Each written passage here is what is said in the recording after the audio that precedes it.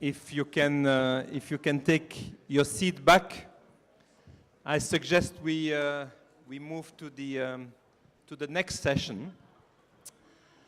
We have heard a lot this morning and also this afternoon about globalization, technological change, and we are very fortunate to have with us Richard Baldwin, who authored a couple of years ago a much acclaimed book published by Harvard University Press titled The Great Convergence, Information Technology and the New Globalization.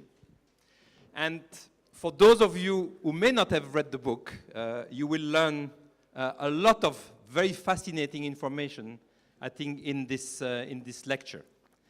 Richard is really an extraordinary economist. He is a professor of international economics at the Graduate Institute in Geneva. As many of you will know, he is the founder and editor-in-chief of Vox EU, founded in 2006, and was, until a couple of months ago, first the director and then the president of CPR, the Center for European Policy Research, the premier network of economists in Europe and more globally. Richard has a very distinguished career. He has been a visiting professor at Oxford, visiting professor at MIT. He started his academic career at Columbia University, where he was an assistant professor, then an associate professor, and then moved to Geneva in 1991, where he has been a professor since. He was a senior staff economist at the Council of Economic Advisors in the early 90s, and he has occupied various advisory functions with different governments in the US, in Europe, and also in Japan. Richard has really an outstanding publishing record. In addition to the book that he will discuss today, he has written a number of other books, a famous textbook on European economic integration, already the 5th edition, sixth now, co-written with Charles Whiplosh, a book published by Princeton University Press, and then a book that you had written back in the early 90s on an integrated Europe, published by CPR Press. But Richard, you have published many really path-breaking articles, not only international economics, international trade, but on growth and on economic geography. Now, some of those articles you wrote with your old thesis advisor at MIT. Richard has a PhD with Paul Krugman, with whom he has written a number of important articles. He got his PhD from MIT in 1986.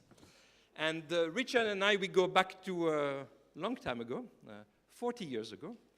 40 years ago, when I was fortunate to have Richard as a student, as an undergraduate student in the United States. He wrote his undergraduate thesis with me, and I can confess, and proudly so, that already then I learned a lot from him, and for 40 years, I'm really proud to say that I've learned a lot from my star student. Richard, I want to learn more from you. Thank you. Thanks. Well, I think we should clap for that. It was just amazing. Thank you.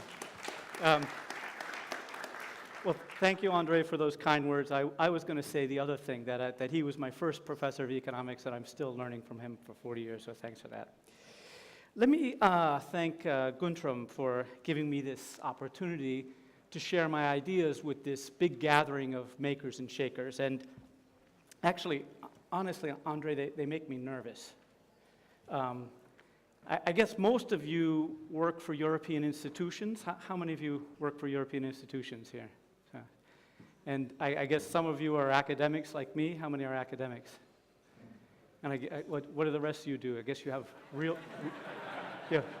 real jobs, I guess. So it makes me nervous, because that means that there's surely somebody in this room who knows more about any one of the facts that I'm going to talk about than I do. And please don't interrupt me if I make a small factual mistake.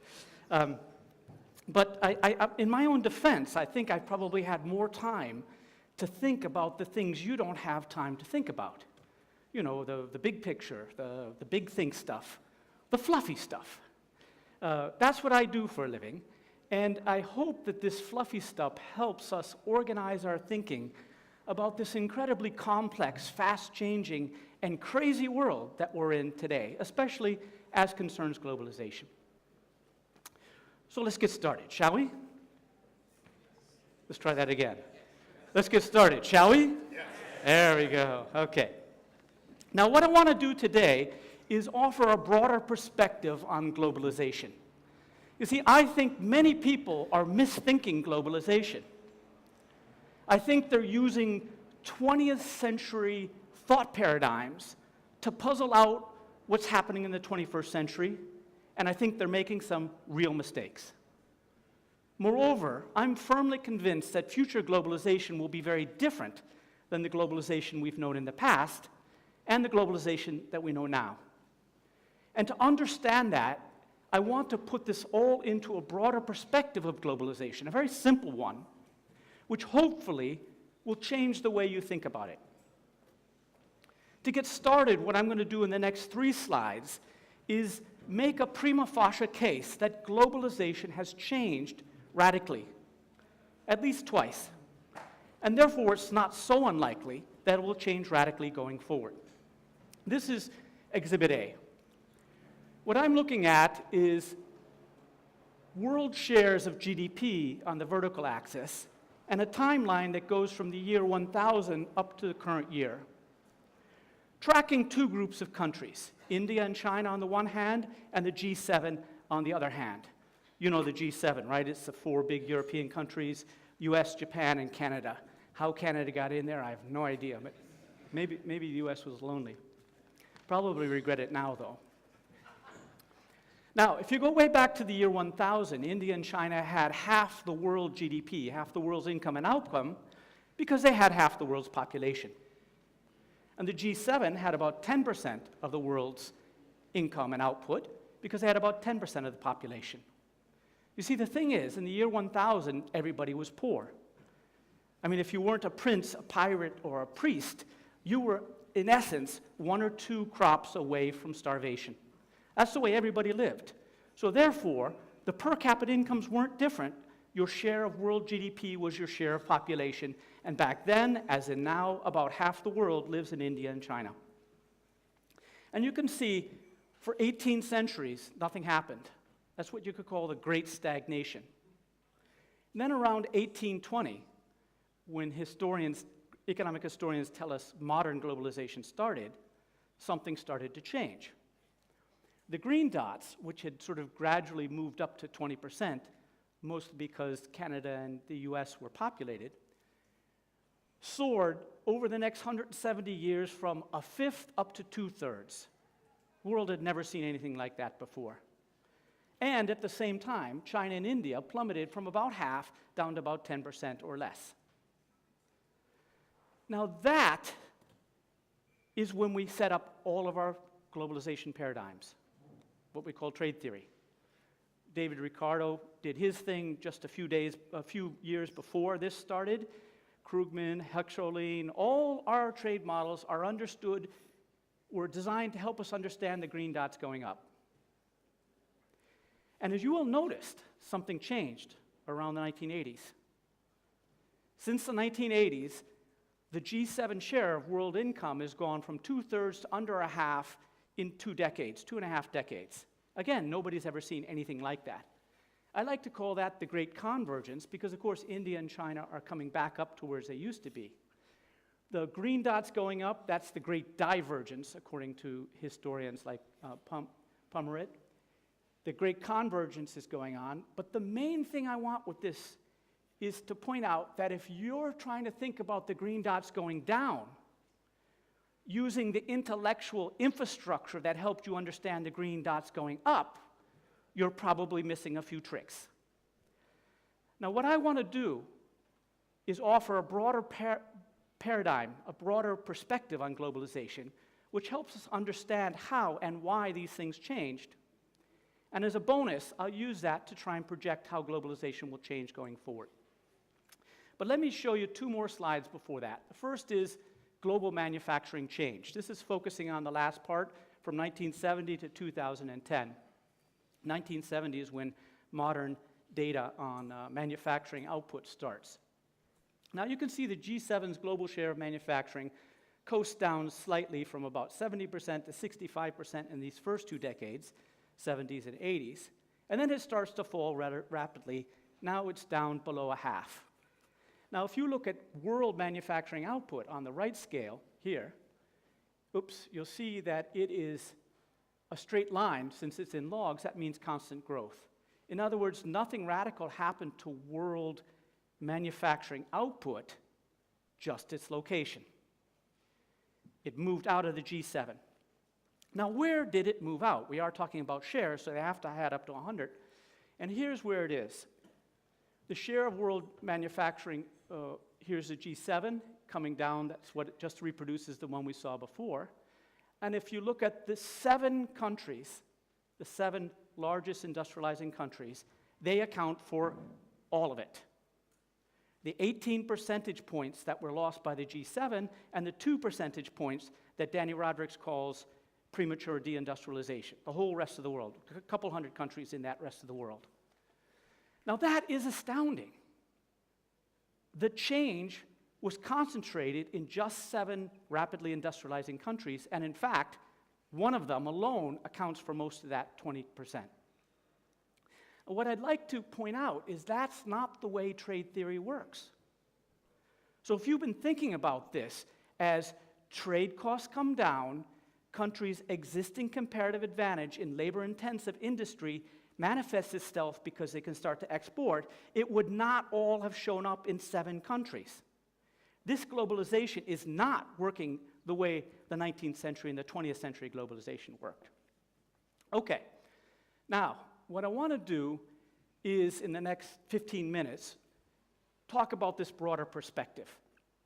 And to do that, I'm going to be, I tried this with articles, with Greek, with regressions, Greek symbols and stuff. I published this all in I think 12 people read those articles. And I think 6 of them understood it, and 3 of them hated it. So, and fortunately, the other 3 were my referees, so it did get published. So what I've decided is to go to a little bit broader audience, to sort of simplify, to clarify. That's what I'm going to do. I'm going to make some radical simplifications to hopefully help guide your thinking about what's important in the world in a slightly different direction, or a broader direction in particular. So here it is. This is my theory of globalization. Arbitrage drives globalization. Now let me explain what I mean by arbitrage here, just for a little minute, by talking about something other than globalization. When people go to Germany, they try the beer, because the beer in Germany is rather good. When people go to France, they try the wine, because the wine is rather good. Globalization is driven by companies exploiting differences like this. You see, some countries are better at producing some things than others, and the companies make them in countries that are especially good at them, and they sell them elsewhere. Now, for most of the last 2 centuries, that selling elsewhere involved goods, and only goods, because the only way you could get stuff out of a country that exploited its advantages was in the form of goods. That's going to change. What I'd like to look at is arbitrage in 3 things, not just goods. The goods is the classic way of thinking about it. Goods, know-how, and labor services. And I'd like to associate arbitrage being constrained by 3 costs. Trade costs, which is the cost of moving goods, communication costs, which is the cost of arbitraging know-how, and face-to-face costs, which is the cost of arbitraging labor services. And moreover, when we're done with this lecture, I'd like you to think about goods as the old globalization, or in 2006, when I first wrote about this stuff, I called it the first unbundling. Know-how as the new globalization, which I used to call the second unbundling, and future globalization as labor services, which, well, sometimes I call the third unbundling. So let's go through that. What I want to do is explain this framework and do it by strapping it onto the back of a quick gallop through 2 centuries of globalization history. And since I have about 7 minutes to do that, I will be skipping a few less important details. So if I miss your favorite globalization moment, like the Congress of Vienna or something, please don't raise your hand and say you forgot about Napoleon. Okay. Goods arbitrage begins. The cost of moving goods falls radically. The cost of moving ideas and peoples falls much less. So basically, there was a technological breakthrough, steam power, which opened up the interiors of continents and closed up the distance across the oceans. And that meant we had lower cost of moving goods. And although it did lower the cost of communication and face-to-face a bit, the real radical change was the ability to move goods over long distance. Low trade costs made high-volume trade feasible. National comparative advantage made it profitable. So here what it was before. Before the steam revolution, production and consumption were bundled together physically at the village level. Economies were at the village level all across the world. That's why everybody was equally poor. People were tied to the land because that's what almost everybody did. And if they needed anything produced, it had to be made within walking distance because it was so expensive to move anything and dangerous over distance. So what you had was dispersed production and dispersed consumption all tied to agriculture. And that's why they didn't grow. That's why they were even during the Great Stagnation. Now, because of the trade costs falling, production and consumption could unbundle. And because of the differences between countries, production moved to countries who were especially good at making it, and those countries then started importing the rest of the stuff. Or as David Ricardo says, import what you do best, import the rest. Or export what you do best, import the rest. Now that's trade theory.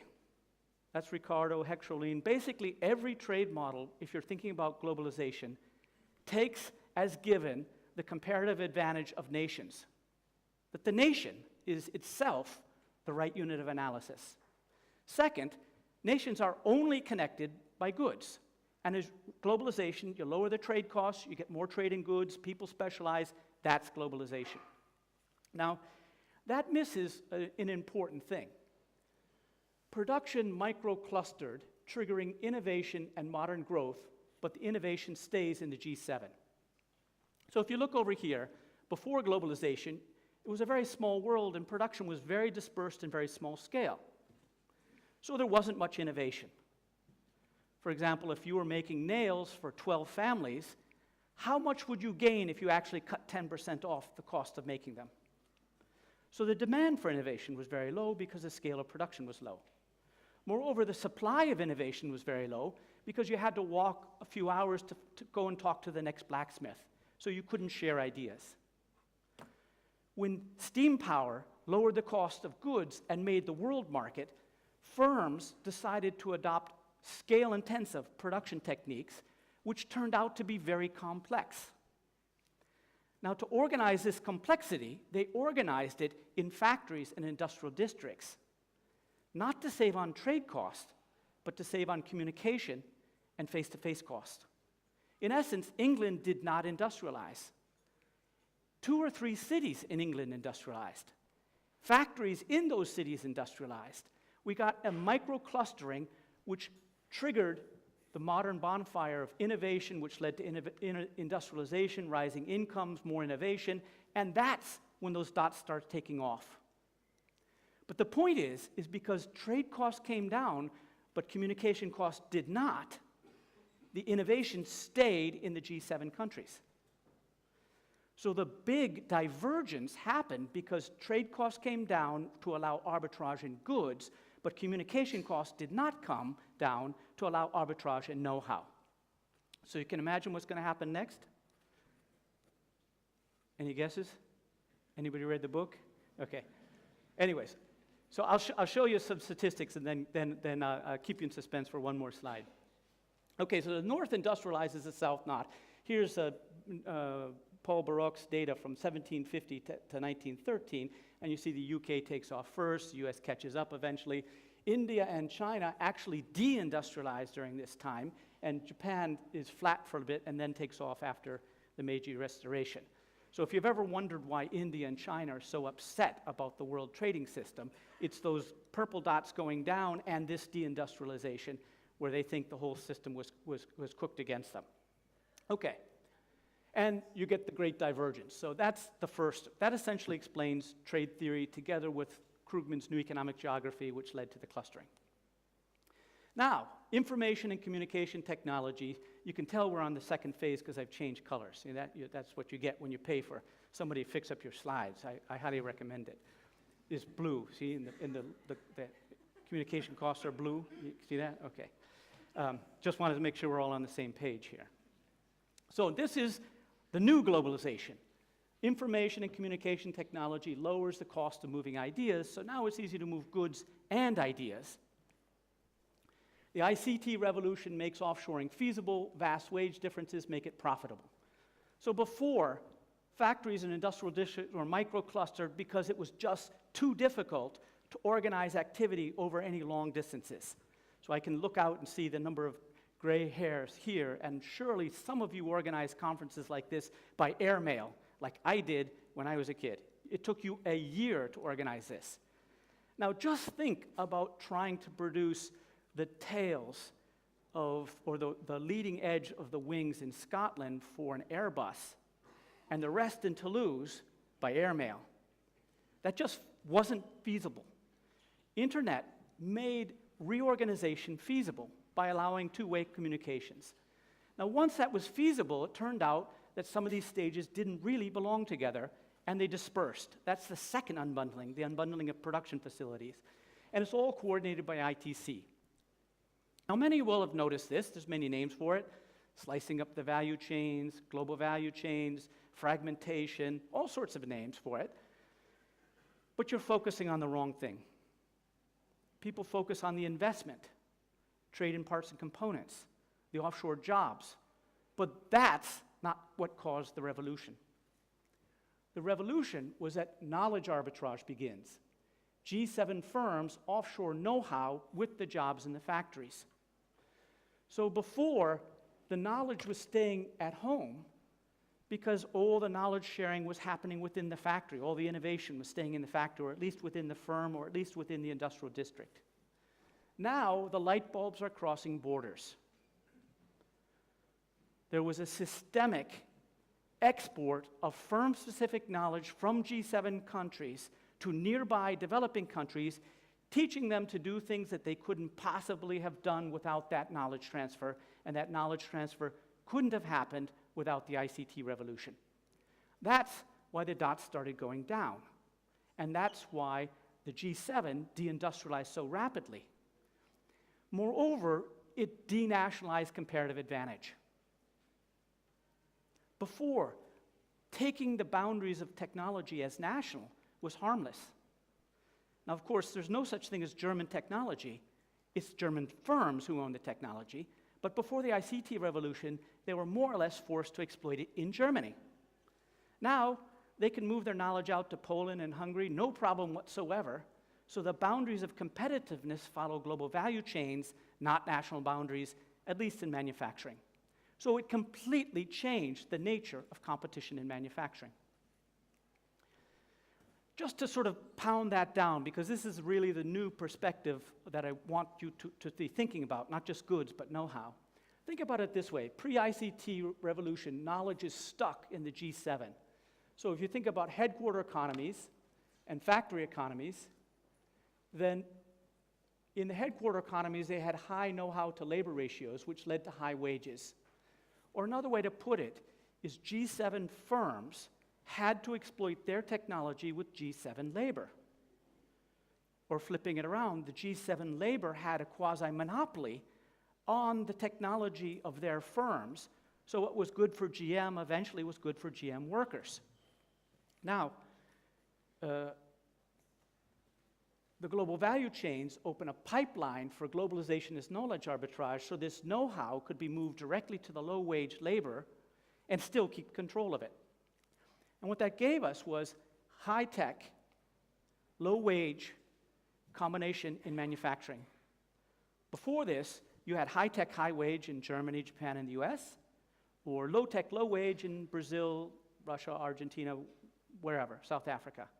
Now you have high-tech, low-wage in Poland and China and Mexico and etc. That completely changed the world, both for the 7 industrialized who got the offshore factory and all that know-how, and the ones who didn't, who essentially saw their import substitution strategy destroyed by global value chains. I was in Argentina last week, and they're wondering, why can't we be like China? Now, so this is where they went. This is why it only went to the 7. And you'll notice all those 7, maybe not India, but all the 7 are close to Detroit, Nagoya, or Stuttgart. In essence, face-to-face is still expensive. So when you offshore these things, you tend to put them relatively close by. Or, I'm simplifying to clarify. Of course, there's complexities there. But the other thing to keep in mind when you think about China, and China is a very large share of this, is geography matters. So if you take a triangle between Beijing, Tokyo, and Hong Kong, there's 2,000 kilometers between two of those points, 3,000 between the other points. And in between there is all the manufacturing of China, all the manufacturing of Hong Kong, all the manufacturing of Taiwan, all the manufacturing of Korea, and all the manufacturing of Japan. 40% of world manufacturing is in that triangle, together with 1.6 billion people. Now, if you were going to set up a factory and you needed an industrial base, where would you put it? And as I told you, I was in Argentina last week, and I was trying to explain to them that there's the distance between Buenos Aires and Rio is 2,500 kilometers. There is no other point on that triangle, and the only thing in between is Sao Paulo, so it's really not good enough, probably 1% of world manufacturing. So when you wonder why didn't this go to Africa and South America, you have to keep in mind face-to-face constraints and agglomeration.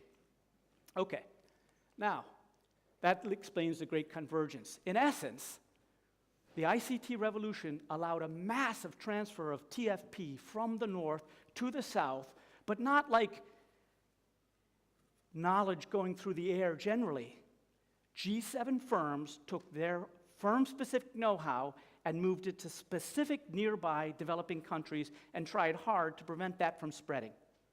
That's why the Industrial Revolution, the GVC revolution, was so concentrated.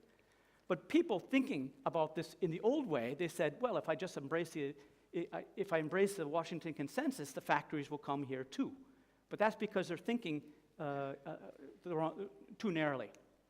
Okay, now let me see, how much time do we have for, I have an hour and a half left or no? No, 20 minutes, okay. So now I want to talk about future globalization. So the future's unknowable, but also inevitable.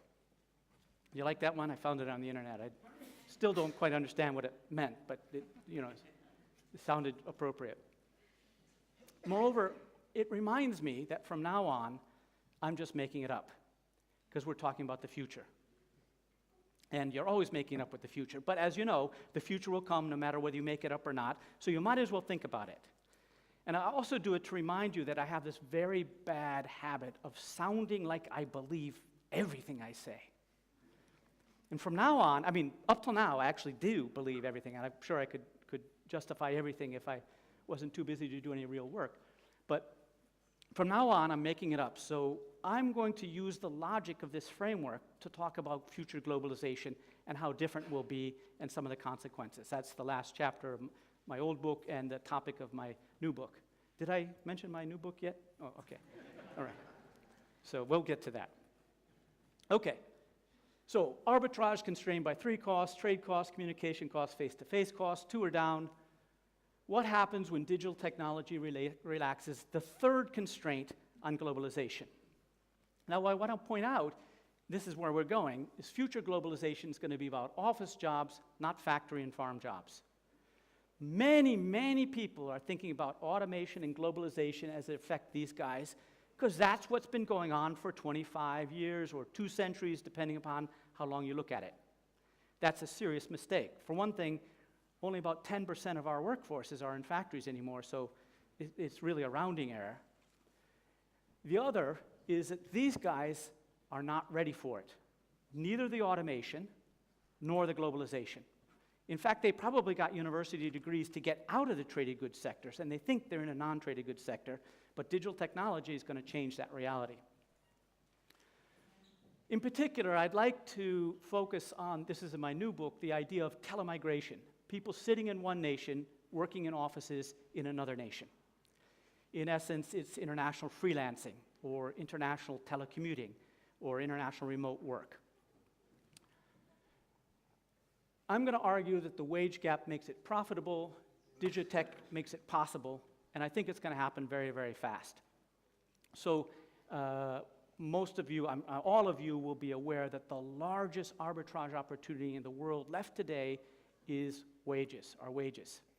Salaries, quality adjusted, are often 10 to 1, sometimes 20 to 1, for even things like that are standardized, doctors, nurses, accountants, bookkeepers, computer programmers. There's enormous differences, and those are not arbitrage now because services are largely non-traded. Now, that non-traded thing is changing. So let me shock you into a new reality or new perspective to get off the global value chains by talking about something that doesn't exist. Now, let's suppose we lived in a Star Trek world, and you could, or we could, teleport costlessly, say from Warsaw to New York in the morning, work in a New York office, and teleport back in the evening. And let's suppose you were an accountant, and roughly speaking, New York accountants get paid 8 times what a Polish accountant gets. Now, if they could teleport, do you think the Polish accountant would have an interest in doing so? The answer is obviously yes, because he'd get a higher salary. And do you think the New York accounting office would hire some of these people? The answer is obviously yes, because they would cost a lot less. Now, we don't live in a Star Trek world. We can't teleport, but digital technology is moving us closer to that all the time at an astounding rate. And we won't get to teleporting, but we will get to a situation where people will be able to work in offices in other countries without leaving their countries and do useful things.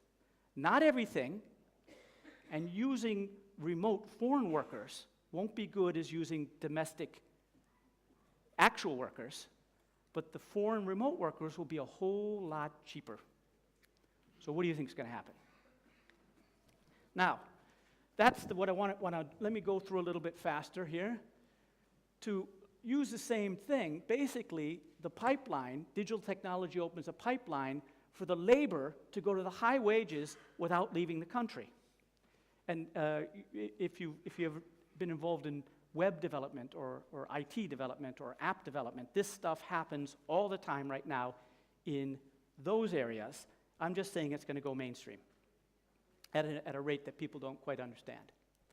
Now, I want to talk about 4 factors that are going to bring this future globalization in faster than most people believe. The first is domestic telecommuting. So how many of you have telecommuted at least half a day into your office within the last month? Please raise your hands. Okay. Your jobs are definitely, if you want to know where this is going to hit first, it's the people who just raised your hands. Now, here's what it is our companies and ourselves are rearranging the workflow to make it easy to slot in remote workers. And it doesn't take a huge amount of imagination that once they've managed this with this new software, collaborative software like Slack and Basecamp and Trello and all these sorts of things, once they've managed that, they'll figure out that it costs them 1/10 to get a foreigner. Now, they won't fire all of you at once, but they'll start to replace people with that. That's the basic argument. The second part is online freelancing platforms. So these are like matchmaking sites, like an eBay for services. And if you haven't looked at these, you really should. They're growing very, very fast, and there's a platform competition going on in these things. The next several $100 billion company will be one of these. The largest one right now is called Upwork, and they have millions of freelancers registered in a wide range of skills from over 100 countries. They processed $1 billion of freelancing revenue internationally last year. Now, Amazon, Mechanical Turk has one. There's a British one called Fiverr. There's lots of them. And the Chinese entrant just entered in English language. It used to be called, well, it's still called Zubaiji in Mandarin, and they have tens of millions of people registered in China for China's freelancing, and now they've just opened an English language thing. The third is machine translation. Machine translation is no longer Star Trek. If you have not tried machine translation in the last 6 months, you really have to. And it's a shame. I was hoping there'd be some simultaneous translators in the room that I could suggest that they start taking night courses in bookkeeping. Now, this is Star Trek, one of my favorite. How many of you have watched Star Trek on TV? How many of you know what a TV is? So never mind. Now, I remember this one. This episode is where they have the universal translator, and I was in high school at the time taking French, struggling with French, and I thought that would be so cool. I would just take my cell phone and say, "Hey Siri, how do you say in French, do you speak French? Okay, what would you like to translate? How do you spell French?" Okay, No. what would you like to translate? Okay, let's try it. What should we say? Okay, so how about this? I knew I shouldn't have tried this one. Let me move on. But it does work. That's the first time I've tried it in public, but I tried it. It works at the dinner table. Anyways, so the translator was so cool because it'd be automatic, but that's what's happened. The big thing is in 2016, the UN put its matched database, hand-translated database of sentences between all the 6 major languages, and the EU Parliament did the same, the Canadian Parliament did the same, the Commission's doing the same. And once they get the big data set, this machine learning stuff can train them. So if you're in one of the major languages, it's actually pretty good now and getting better at an exponential pace because they're actually gathering data as they use it. It's right now, Google Translate is free on your cell phone, verbal, written, whatever, it's pretty good. Skype Translator, there's an option on Skype where if you click on it, you can speak in Spanish and they hear you in English and vice versa. Not perfect, but pretty amazing. YouTube auto-translates captions. Microsoft Translator is an add-on to Outlook Mail, so you can write your mail in English and right-click and turn it into French, and it's at least as good as the French if you tried to write it, or at least mine. And on and on and on. What this will do is create a global talent tsunami. Just take China alone. 8 million people graduate from Chinese universities, and they're underemployed and underpaid in China. Most of them cannot access the international online freelancing market because they don't speak good enough English.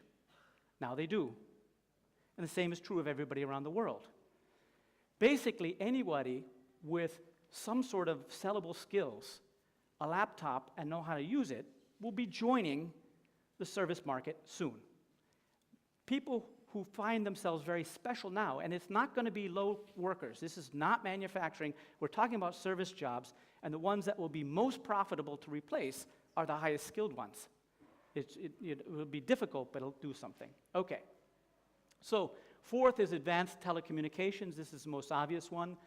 Telepresence rooms is a classic one. How many of you use telepresence rooms here? Lots of you have used it. So basically, this is telemigration. These guys are selling services, working together in each other's office without actually being there, and creating value. This is a telepresence robots. This is my favorite one. So she's a manager visiting a field office.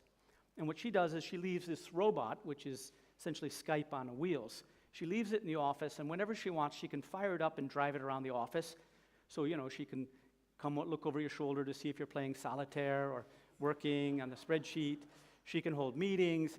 And people say that the physicality of the robot actually increases the connection a lot, which is why it's commonly used in hospitals for doctors to visit patients rather than just by telephone, because apparently the doctor has more authority. This happens all the time. They're a little expensive, but I'm sure they'll get cheaper. Holograms, virtual reality. This is Mélenchon, that's Modi. This stuff is for real. It's getting cheaper and better. And thanks for listening. So this is my book, and this is the new book, The Globotics Upheaval, Globalization, Robotics, and the Future of Work. So thank you.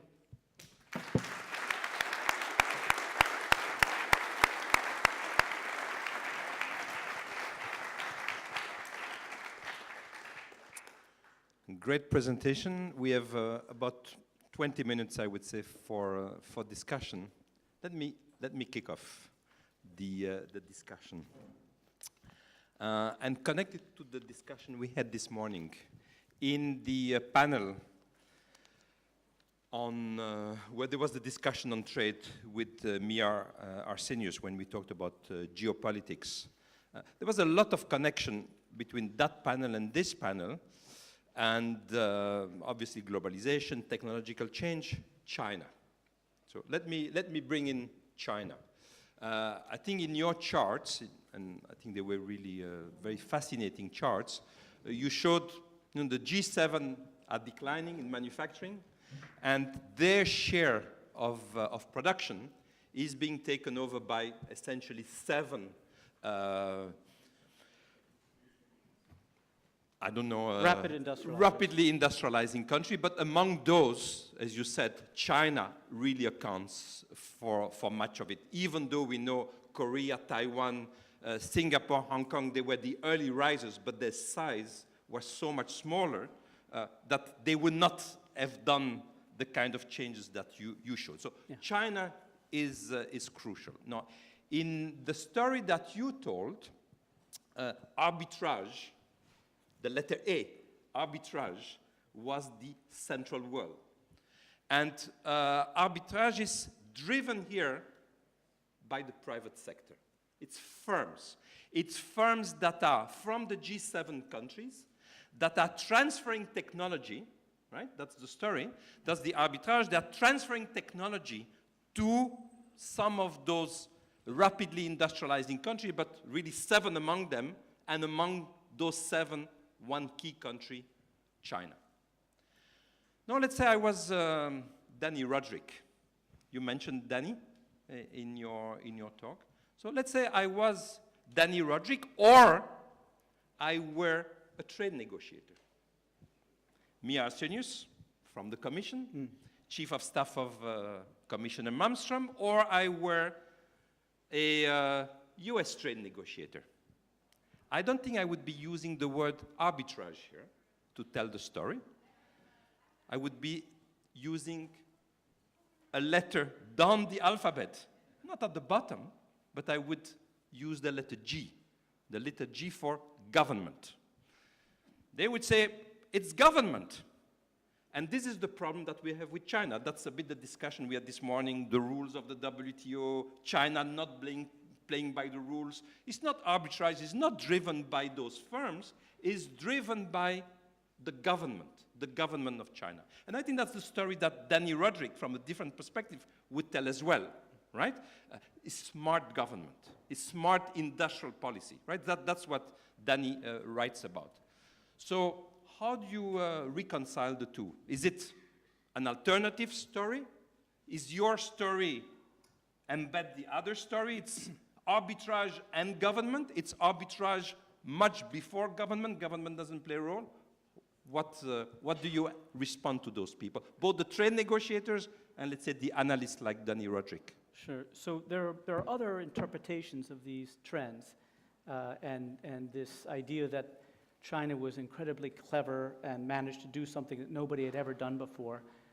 And then there's another story that, as it turned out, India was doing something incredibly clever, new that they'd never done before. And then there's another story that in Central Europe, they had let go, and these things all happened at the same time. It's sort of amazing that they happened at the same time. In Central America, Central Europe, and East Asia, but nowhere else. Now, what I think is basically good government is a necessary condition, but not sufficient.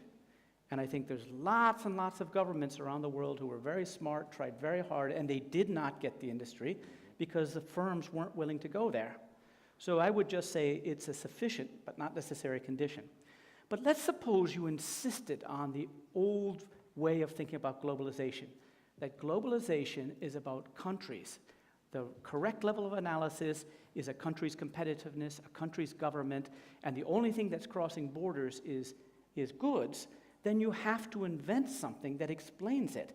And that is, it went to 7 countries, and it turns out those 7 countries had wonderful governments, especially China.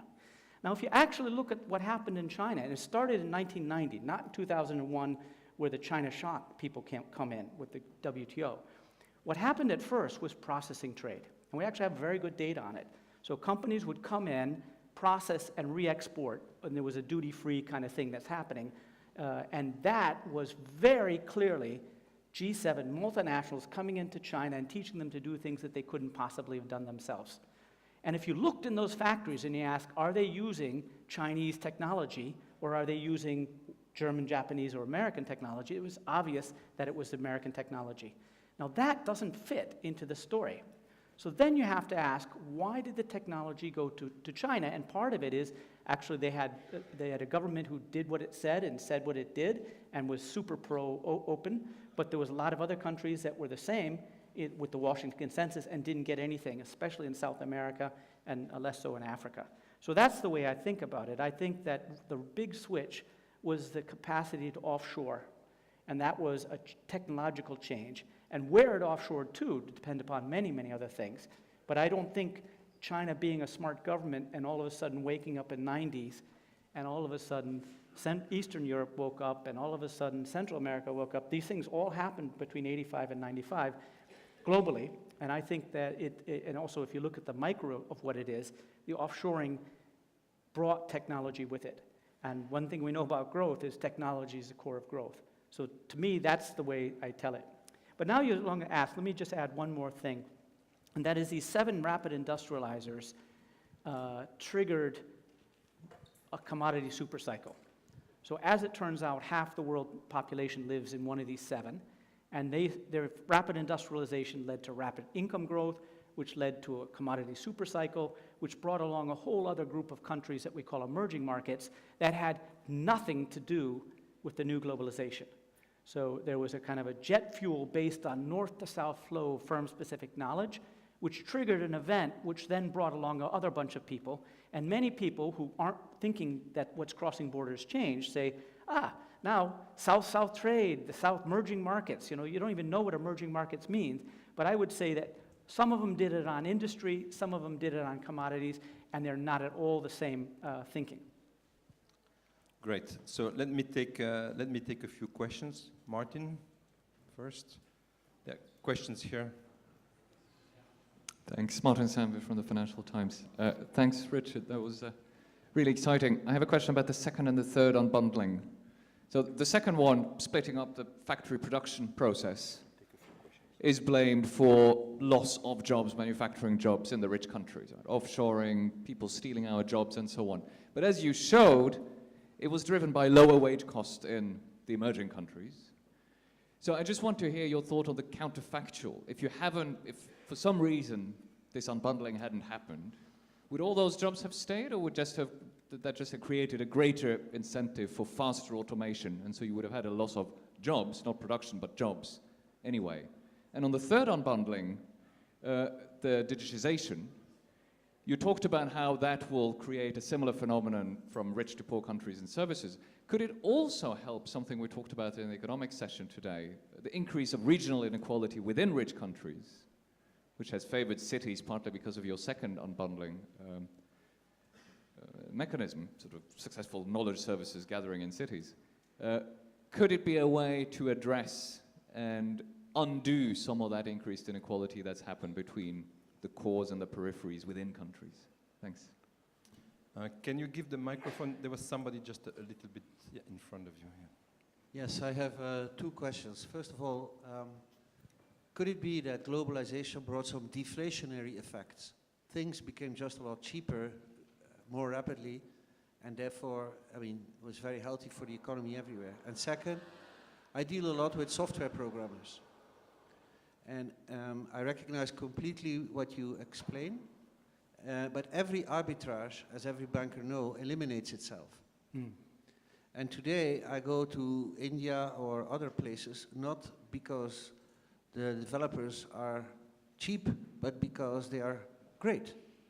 And that is my ultimate constraint, talent. So what's your view on that? And isn't that the next chapter then? Marek? Marek Dąbrowski, Bruegel.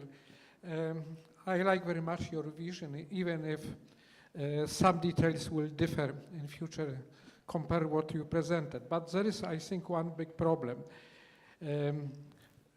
How big part of the world can participate in this kind of vision? We have, I think, at least 2 or maybe 3 billion people who suffer from illiteracy, very low education. Their countries do not have even, or very weak transport communication infrastructure. So what is the recipe for them? I mean, large part of Africa, Middle East, perhaps South Asia. Thank you. George. Thank you. In all previous industrial, I'm trying to see a little bit the issue from a kind of industrial revolution, especially disruption through digital technology and obviously globalization. We have seen at least 2 types of trends up to now. One is that you've got the expansion, you've got through innovation, through growth, jobs and so on, that you have one expansion. At the same time, you've got always in any type, at least of the 3 up to now big industrial revolutions, huge disruption with the known effects.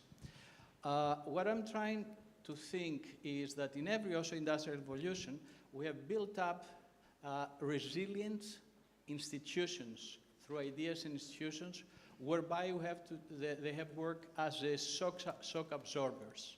Therefore, we have tried to maintain in this way the growth pace. My question would be double. What does it mean what you have your narrative for Europe, and where will be the real jobs, sectors that they are not going to be affected with this type of trend, because that would be a thing of strategic insight, for Europeans looking for growth right now. Thank you.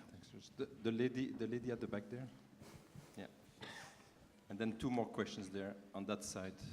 Thanks a lot for amazing lecture. Tina Chlodiani from the College of Europe. So what I wanted to ask you is, what is the final goal and where are we leading to by all these old, new and future waves of the globalization? And why I'm asking this, because all the trade theory actually, what it predicts is wage equalization, and we trade unless the wages are equalized and the gains from the trade are really optimal, in a way that we achieve more equal distribution of the wealth across the countries. And says it's not really achieved by the old and new waves of globalization. Do you predict that digitalization, then the new wave of it, will achieve wage equalization? Is this the final goal or something else? Thanks. There is a gentleman there next to the pillar who's been asking. Right there. Yeah. Yeah. Christian Kittels from the Boston Consulting Group. Thank you. I enjoyed your previous book. I'll look forward to reading this one. 2 questions. So one is, what's the future of firms? Multinational firms played a huge role in the last globalization. Your examples were a lot about a world where firms actually didn't play a role. It was online marketplaces. Is that what you see? The second question, manufacturing.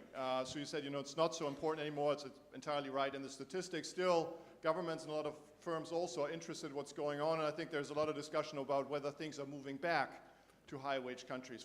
Do you think that's realistic, or are we going to see them at the same places that we're seeing them now? And the last question, yeah, right there. Hi there. So thanks a lot. I mean, I thought it was really good. I really love the word robotics. I think it's brilliant, and I hope it'll really catch on, because I think it summarizes the 2 things really well. So I was wondering, I was actually one of Richard's students at the Graduate Institute. So, one of the things you said back in the day, I think 10, 15 years ago when I listened to you, is about allocation of resources and how every time you've created globalization, some job destruction, some job creation, people move into other sectors. Obviously, if you have this in the service sector, it's not clear where people can move. So maybe you could elaborate a little bit on there. What your thinking is there? Was there, are we getting to the point where technology is now substituting for jobs, or is it also still creating opportunities? And the second one is, I'm wondering whether there's already quite a bit of pushback in terms of non-trade barriers to this. Because even within the EU, which is, a very large labor market across countries, in the single market, there's already quite a lot of pushback against the Posted Workers Directive. We had it quite recently with President Macron basically pushing back against Poles sort of working temporarily in France. So I'm wondering to which extent that's also going to be a challenge to robotics going forward. Okay, Richard, back Sure. to you. Thank you. So let me quickly take these. I may group a couple together. Let me start with Martin Sandbu. Deindustrialization. What if there had been no information and communication technology?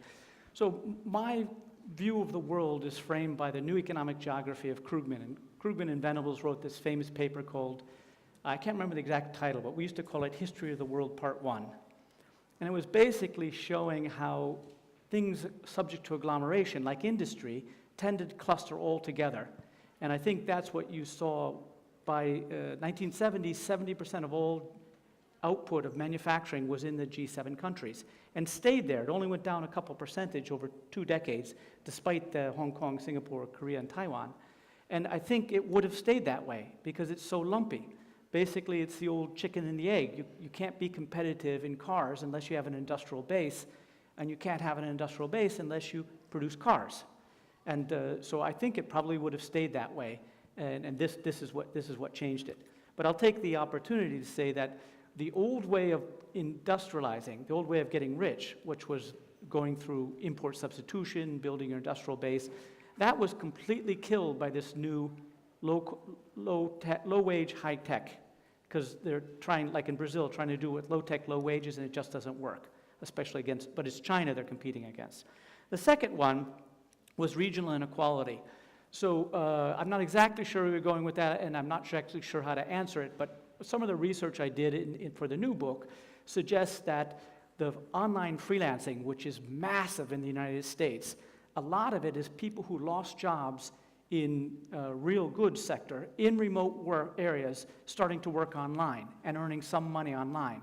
And so maybe that's dampening the sort of regional inequality in the United States. Globally, I think it will also dampen it, because in essence, this sort of telemigration is not subject to agglomeration economies. This is really micro to micro firms exporting. You don't even need business processing size stuff to do this. So I think the agglomeration will disappear, and this will allow emerging markets in Africa and Latin America to exploit their real comparative advantage, which is quality-adjusted, cheap labor.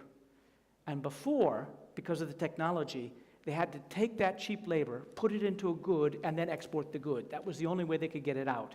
And since there was agglomeration economies and all of it was in Northeast Asia, the only thing it could do was commodities. And this is going to allow them to export their comparative advantage directly, really at a micro level. So deflationary effects of globalization, very important. I think there's been some papers estimating how large it was. I think it was like, Auer did this paper. I think he said it was like 0.5% per year for the 2 decades or something. The software, arbitrage eliminating in itself, that at least in software, it's true, a lot of it's availability. You need to do a project, you need to hire 5 guys who know how to do Python. You go online and you can get them today. If you try and look around in Brussels, it could take you a long time. So I think there's other forms of the competition, but especially because of the machine translation, I think there's going to be a talent tsunami, and I think the pool will open up enormously. So I don't think the wages are going down real fast, maybe for some people. And this wraps into another question. My guess is that this will first affect middle-class people in middle-income developing countries. Not the poorest people. They don't know how to use laptops. They probably don't even have connectivity. Many of them don't even have electricity. What you need is something that's recognizably valuable in the international market. Could be just bookkeeping or figuring out how to sort out your contacts, but it's going to be people with reasonable level of education in countries, middle-income countries, have reasonable connectivity. So that I think it will spread the emerging market miracle, but it's not going to help us with the least developed countries. So the disruption from this. So yeah, the second title in my book is Upheaval. So I think that the angry blue-collar workers who've been hit by robots at home and China abroad are going to be joined by a whole bunch of angry white-collar workers who are going to be hit by white-collar robots and foreign freelancers. And I think that will happen faster than most people think, and I think even by the 2020 election, it will be a major theme of displacement. And in the book, I write up of how the last really big backlash happened was the anti-globalization movement. I don't know if any of you remember it, that happened with the Battle of Seattle.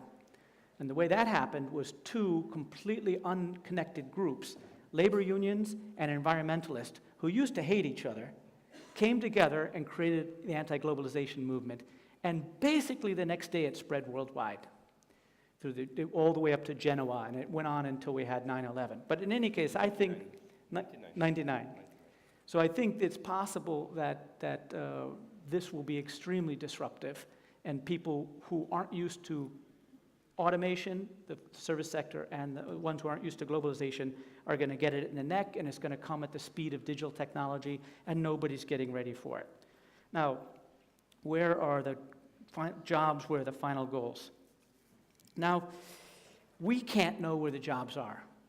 When we went from agriculture to industry, we didn't know about pharmaceuticals or chemicals industries or motors. We didn't know any of that stuff. We knew we were going to lose our jobs in agriculture. We didn't know where they were. But we knew what they would be like. We knew that people would be working with their hands, making stuff, goods. And now, when we went from industry to services, we didn't know where all those factory and farm workers were going to go, but we knew what they were going to do.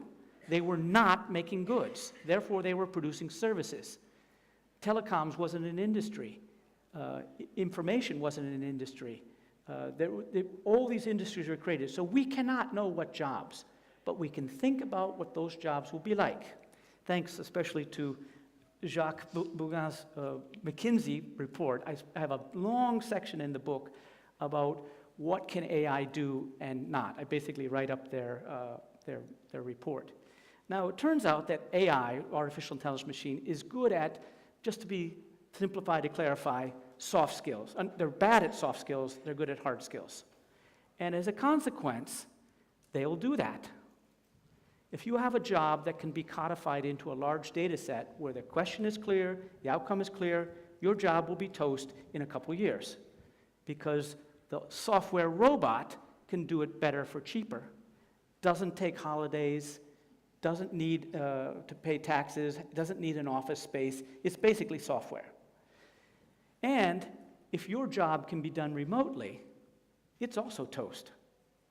So what that leaves is jobs that are local, where you actually have to be in the same room and involve human skills. So this is the happy ending in my new book, which my publisher insisted I added. It was much more gloom and gloom. Hollywood, exactly.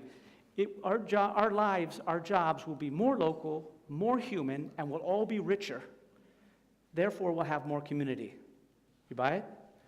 Anyways. Good place to end. Right. No, let me just say one more thing about the firms. Who knows? But look at Snapchat. Snapchat has a group of generalists sitting in the same place and spinning out AI and remote intelligence into projects that they need. That's what they will all look like. And the pushback, I think that has already started. The stuff you see pushed back against Uber, that will just be spun out across everything. And ultimately, I think the governments will have to think about slowing it down. And we have a tool for that. It's called employment protection legislation. When this happens, it's not Plan A. Plan A is Denmark. But in the next 3 or 4 years, we're not all going to become Denmark. And if people start getting fired at a very rapid pace in white collar and it leads to social disruption, we will have to slow it down, and we have the tools. But I'm just throwing that out. So I know that's not everybody's been working against employment protection legislation, but we've been worried about displacement in factories that happens over years. This is displacement that's going to happen in offices where 70% of us work, and it's going to happen in months. In 2 or 3 years, it'll be very, very rapid. So how about I stop there? On this very optimistic note, well, let me thank you really warmly. I think it was really thought-provoking, both the explanation of the past and the forward looking into the coming months. Essentially, if I understood correctly. Yes, so see you soon, and for the next episode. Thank you. Thanks, Richard. Thank you. Thank you.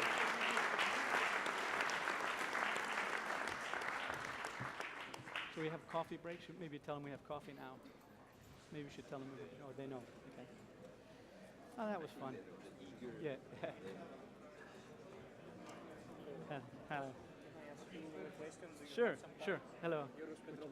Yeah. From Bruegel. Okay. Yeah. He's not spending